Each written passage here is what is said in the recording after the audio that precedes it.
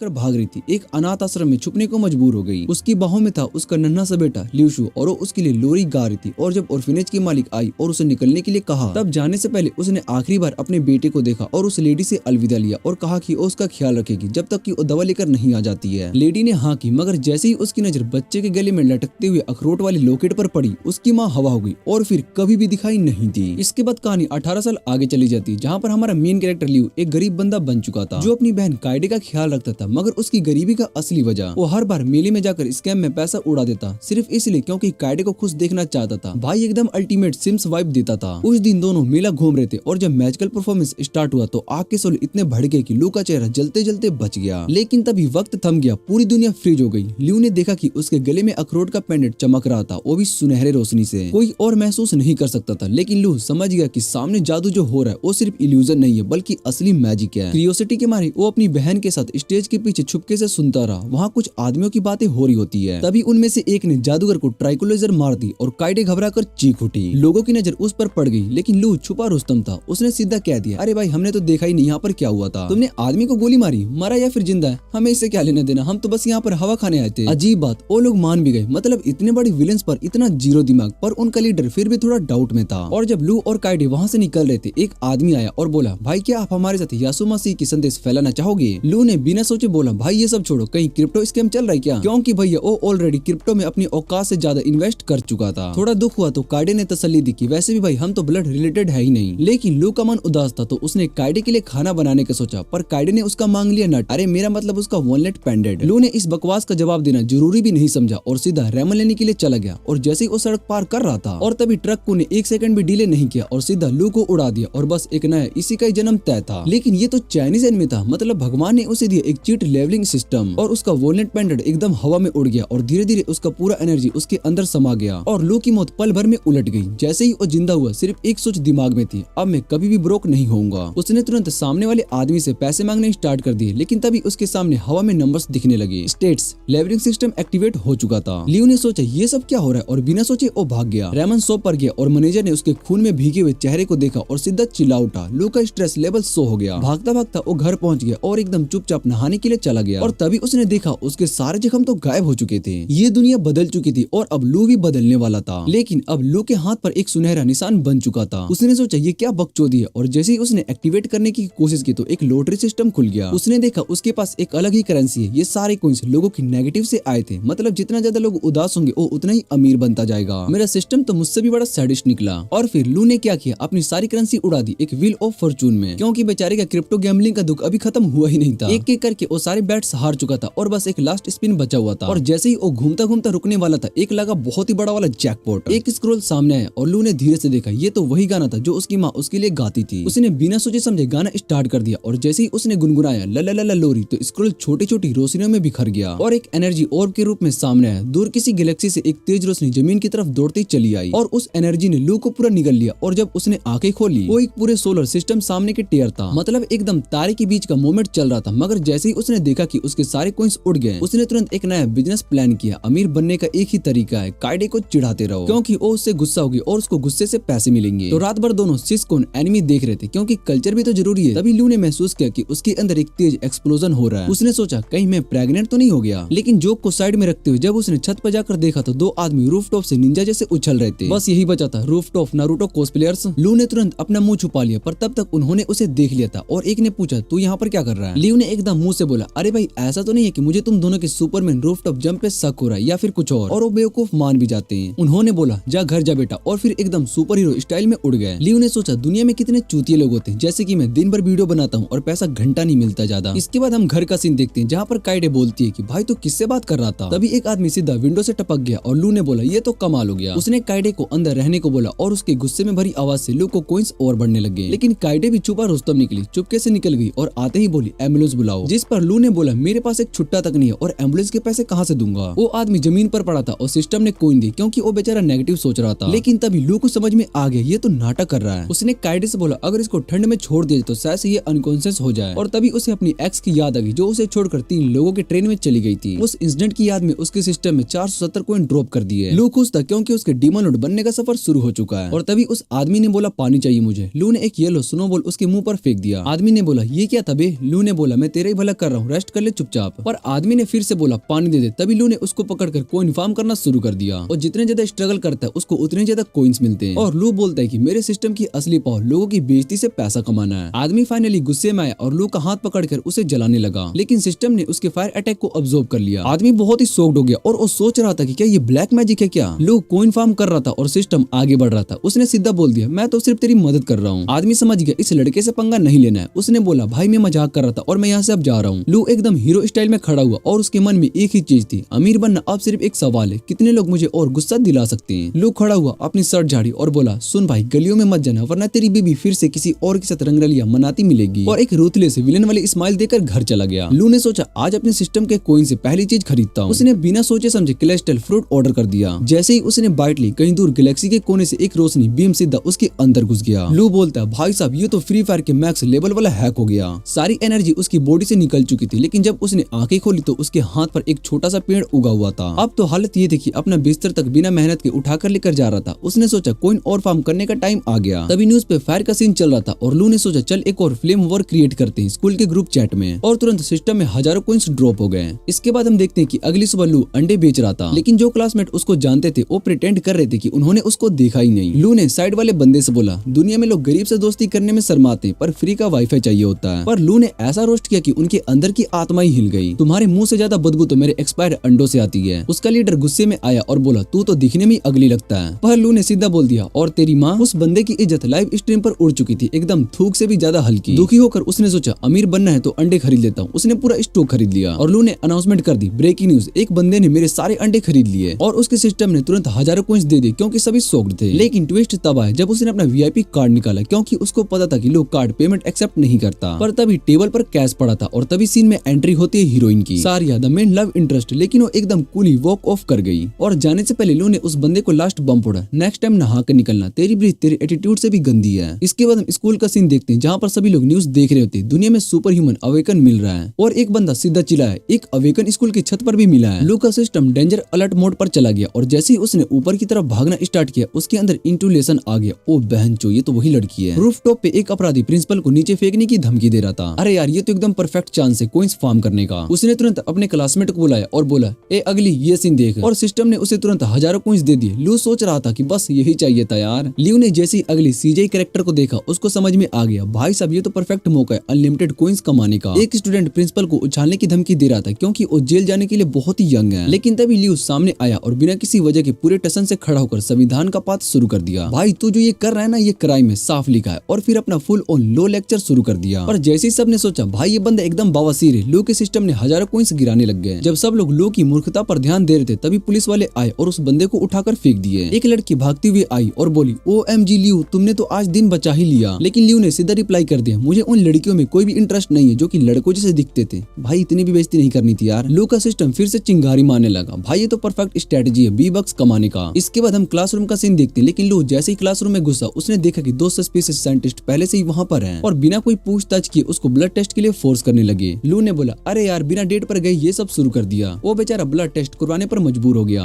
रास्ते में उसने वही वियर्डो को देखा, वही बंदा जो पिछली रात उसके घर पर गिरा था। लेकिन घर पहुंचते ही उसकी बहन फीवर में सुलग रही थी। लू ने सोचा एक बार और सेलेस्टियल फ्रूट गैम्बल कर लेता हूँ और वो जाकर स्पिन करने लगा जहाँ पर वो 30 बार हारने के बाद फाइनली एक बार जीत गया। और जैसे ही उसने 4 और सेलेस्टियल फ्रूट जीते उसने सारी अपनी बहन को खिला दिया और उसका फीवर तुरंत गायब हो गया। लेकिन बात यहीं पर खत्म नहीं होती है। लू ने बोला ये फ्रूट्स को खा ताकि तू भी मेरे जैसे सुपर वाली बन सके। फिर बहन को अनलिमिटेड कॉइन्स फार्म करने के लिए रोस्ट करने लगा। तो कभी होमवर्क नहीं करते इसलिए तेरे असली परिवार ने भी तुझे छोड़कर चले गए। और सिस्टम ने और भी कॉइन्स गिराने लगे क्योंकि उसकी बहन को गुस्सा आ गया था। इसके बाद हम अगले दिन का सीन देखते हैं जहाँ पर टीचर ने अनाउंस किया कि स्पेशल स्टूडेंट्स को एक नए इंस्ट्रक्टर के अंडर ट्रेन किया जाएगा। लू ने एकदम फ्लैशबैक मोड ऑन कर लिया। अरे ये बंदा तो कहीं पहले भी देखा लग रहा है। उसके साथ सारिया भी लिस्ट में थी। एक लड़की जो कि लू के पास बैठी थी उसने तुरंत अपनी सीट ऑफर कर दी और बोलती कि मैं इसकी बदबूदार स्मेल रोज नहीं झेल सकती हूँ। जिस पर लू बोलता है ओए तो साबुन दे दे मैं खुद नहा लूंगा ठीक है। इसके बाद हम रात का सीन देखते हैं जहाँ पर लू सीक्रेट क्लास अटेंड करने के लिए जाता है और जैसे ही टीचर ने मुंह खोला उसकी दिमाग का CPU क्रैश हो गया। तुम सबका ब्लड टेस्ट एक स्पेशल एलोई के साथ किया गया था। जितना ज्यादा काला खून निकलेगा उतनी ज्यादा तुम्हारी पावर। रैंकिंग A से लेकर F तक थी और A रैंक वाले पूरे शहर को तबाह कर सकते हैं। और फिर टीचर ने सबको उनकी रैंकिंग दे दी। क्लास खत्म होते ही सब लोग लू की पीठ के पीछे बातें करने लगे क्योंकि उसका रैंक F था। लेकिन लू एकदम चिल, उसने सीधा सबको टेक्स्ट किया तुम सबकी मॉम भी तो F रैंक पर है। रात को लू ने अपना आखिरी सेलेस्टियल फ्रूट कंज्यूम किया और सडनली आइटम शॉप में ये फ्रूट अनलॉक हो गया। लगता है व्हील ऑफ फॉर्चून में कुछ नया अनलॉक हुआ है और लुओ सोच रहा होता है कि फाइनली कुछ अब नया आइटम मिलेगा और स्क्रीन पर आया और उसको वहाँ पर एक एक्सपायर्ड टोफू मिलता है जिसे देखकर वो बहुत ही सैड हो जाता है और वो बोलता है कि इससे अच्छा तो मैं मैकडोनल्ड का बासी बर्गर ले लेता। लेकिन एडिक्शन तो एडिक्शन होती है और लू ने पूरी रात कोइंस जलाने में लगा दी है जहाँ पर वो पूरा स्पिन करता रहा और लॉस करता रहा और एक नया स्क्रोल अनलॉक हो गया। लेकिन जैसे ही लुओ ने स्क्रोल उठाया उसकी एनर्जी सीधा काइडे के दिमाग में चली गई और अचानक आसमान से एक डार्क एनर्जी का ब्लास्ट आया और काइडे के सामने पूरे सोलर सिस्टम की इमेजरी खुल गई जिसे देखकर लू बोलता है भाई ये क्या नया चक्कर है। लू ने देखा कि नेक्स्ट आइटम को अनलॉक करने के लिए उसको 80 और एक्सपायर्ड टोफू स्पिन करने होंगे। उसके दिमाग में एक ही आइडिया है, क्या मैं अपने कोइंस को कैश में कन्वर्ट कर सकता हूँ? भाई अगर बासी टोफू इतने ही कॉमन है तो चलो इसको बिजनेस बनाते हैं। अगली सुबह लू ने पूरी जगह वो एक्सपायर्ड टोफू को फैला दी और एक्स्ट्रा पैसे कमाने लगा। लेकिन एक आदमी ने टेस्ट लिया और बोला भाई ये तो बहुत ही बढ़िया है और पूरे टाउन में लाइन लग गई इसको खरीदने के लिए। दिनों के दिन गुजर गए और लू समाज का खतरा बन चुका था और हर एक स्टार अनलॉक कर चुका था। उसका स्टीनी फूड बिजनेस चल पड़ा और उसके हाथ में उसके कॉइन भी स्काई रॉकेट होने लगे और एक दिन उसने क्रिस्टल फूड का लास्ट आइटम समन किया और पूरा सोलर सिस्टम कंप्लीट हो गया। लियो ने एनर्जी कंज्यूम की और पूरा स्टार मिलियंस डिफरेंट फ्लेम्स में फट गया और उसके सामने एक मिस्टिकल डेंजर अपीयर हो गया और तभी उसको समझ में आया भाई तो ये जायंट स्टार मेरा अपना सोल था। उसने डेंजर को समन करने की कोशिश की लेकिन पूरी एनर्जी एग्जॉस्ट हो गया और फिर लियो सोचता है कि मेरी स्ट्रेंथ क्या होगी जब मैंने 7 सोलर सिस्टम कंप्लीट कर लिए। इसके बाद हम अगले दिन का सीन देखते हैं जहाँ पर स्कूल में टीचर ने क्लास में इंट्रोड्यूस करवाया स्पिरिट स्टोन को, एक ऐसा आइटम जो मेडिटेशन के थ्रू हिडन पावर अनलॉक करता है। घर जाके लियो ने स्पिरिट स्टोन और नई तलवार को कंबाइन करने की कोशिश की लेकिन क्रिस्टल मैप करो इतना वायलेंट था कि उसको कंट्रोल करना बहुत ही मुश्किल हो गया। वो बाहर घूमने के लिए चला गया और एक बुढ़े आदमी को स्वॉर्ड प्रैक्टिस करते हुए देखने लगा। वो आदमी फुल शो ऑफ मोड में आया लेकिन जैसे ही लू वहाँ पर गया तो वो आदमी गायब हो गया लेकिन कहाँ पर ये पता ही नहीं चला। स्कूल में क्लास लीडर सबको आर्म रेसलिंग में हरा रहा था और वो बोलता है कि मैं सबसे पावरफुल हूँ और तभी लू आया और लीडर ने लू को चैलेंज दे दिया। सब एक्सपेक्ट कर रहे थे कि लू की बैंड बजेगी लेकिन लू स्टैचू की तरह शांत था और उससे बोलता है कि अगर तुझे यकीन नहीं हो रहा है तो दूसरे हाथ से भी ट्राई कर सकता है। साला फिर से बेइज्जती कर दिया। एक बार फिर लू ने क्लास लीडर का सत्यानाश कर दिया और उसको थैंक यू बोला कि उसकी वजह से वो फिर से ज्यादा अवेकन हो गया। लंच के टाइम लू का मन अभी भी नहीं भरा था। उसने सोचा और भी ज्यादा कॉइंस कमाने हैं तो उसने अपना टॉक्सिक फूड निकालकर हवा में उड़ा दिए। रिजल्ट पूरे स्कूल में गैस अटैक जैसा माहौल बन गया और लुओ बोलता है कि मैं बस एक इंसान नहीं हूँ, मैं मैनेज स्पिरिट का पुनर्जन्म हूँ। रात के टाइम लुओ के दिमाग में एक अचानक से झटका आया। उसने अपनी बहन को चुप रहने के लिए बोला और इन्वेस्टिगेट करने चला गया और तभी एक चाइनीज एरन येगर उसके सामने बो करने के लिए खड़ा था और उस बुड्ढे ने ली का वेलकम किया हेवनली नेटवर्क के लीडर के रूप में। दुनिया में वॉर चल रही थी और उस लीडर ने ली से पूछा क्या तुम लास्ट हेवनली नेटवर्क मेंबर बनना चाहोगे, लेकिन मिस्टर ली ने सीधा ऑफर को रिजेक्ट कर दिया। लीडर बोलता है कि सिर्फ ये ट्रूथ ही दुनिया में शांति लेकर आ सकती है, लेकिन वो फिर भी चला गया ये वादा करके कि वो मिस्टर ली के लिए मेडिसिन लेकर आएगा। जाते जाते उसने लू को एक शार्प नजर से देखा और सीन कट हो गया। सुबह लू को मिस्टर ली की स्वॉर्डमैनशिप में इंटरेस्ट आया लेकिन काइडे का ध्यान कौन रखेगा जब वो ट्रेनिंग पर होगा। स्कूल में उसका नेगेटिव इमोशन काउंटर ऊपर जा रहा था। वो सोचने लगा कि ये काइडे क्या कर रही होगी। लू जब घर आया तो उसने देखा कि मिस्टर ली उसकी बहन को मैथ सिखा रहे थे। लियो का नेगेटिव इमोशन मीटर एकदम मैक्स पर पहुंच गया और तभी उसको समझ में आया कि मैं अपनी बहन का यूज करके और भी ज्यादा कॉइन कमा सकता हूँ। ट्रेनिंग स्टार्ट होने वाली थी लेकिन लियो ने पहले मिस्टर ली से रिक्वेस्ट करी, सर प्लीज इसको रोज सिखाओ वरना ये और भी ज्यादा स्टूपिड हो जाएगी। मिस्टर ली ने एक चीज निकाली 300 पाउंड का वेटेड वेस्ट, जिस पर लू बोलता है कि वाह ये क्या है और एक हाथ से उठाकर हवा में उछाल दिया और ये देखकर मिस्टर ली पूरे हैरान हो चुके होते हैं और वो बोलते हैं कि तू तो अवेकन ह्यूमन है। मिस्टर ली ने स्ट्रेटेजी चेंज करी और उसने पीस ऑफ पेपर वॉल की तरफ फेंका और जैसे ही पेपर हवा में गया बर्ड्स उड़ गए, मैजिकल एनर्जी एटमॉस्फेयर में घूमने लगी और पूरे अर्थ में वाइब्रेशन होने लगा। और मिस्टर ली बोलते हैं कि मैं तुझे सिखाना चाहता हूँ कि दुनिया में कोई भी चीज काटी जा सकती है। एक प्रिसाइज मूवमेंट में उसने पेपर को कट किया और पूरी जमीन में फिशर क्रिएट हो गया, जिसे देखकर लू बहुत ही हैरान हो जाता है और वो सोचने लगता है कि ये क्या है। जिस पर मिस्टर ली बोलते हैं कि एक स्किल को मास्टर करना 10 स्किल में एवरेज होने से ज्यादा बेहतर होता है और उसने लू को कमांड दिया सिर्फ हवा में कट करने की प्रैक्टिस कर। लू ने डिटरमाइंडेड मोड एक्टिवेट किया और हवा को सिलेक्ट करना स्टार्ट कर दिया। उसका स्टेंस इतना बेकार था कि ली बार बार करेक्ट कर रहा था लेकिन लू पूरा सीरियस था और उसकी प्रोग्रेस धीरे धीरे होने लगी। घंटे बीत गए और लू ने अपना 999 स्लैश मार चुका था और तभी उसको एक पावरफुल एनर्जी फील होने लगी और हवा ने उसकी सोट के अराउंड वाइल करना शुरू कर दिया, जिसे देखकर लू बहुत ही हैरान हो चुका था और वो सोच रहा था कि भाई ये क्या है। अब रात में दोनों ने साथ में एक गर्म ड्रिंक शेयर किया और मास्टर ली उससे पूछते कि तुझे क्या लगता है कि कोई इंसान सबसे ज्यादा पावरफुल कैसे बन सकता है, जिस पर लू बोलता है कि जो किसी भी रूल को फॉलो ना करे वही सबसे स्ट्रॉन्ग होता है, जिस पर मिस्टर ली बोलते हैं कि ये बहुत ही गलत जवाब है। पावर का असली मतलब होता है कैरेक्टर, एक्सपीरियंस और डिटर्मिनेशन।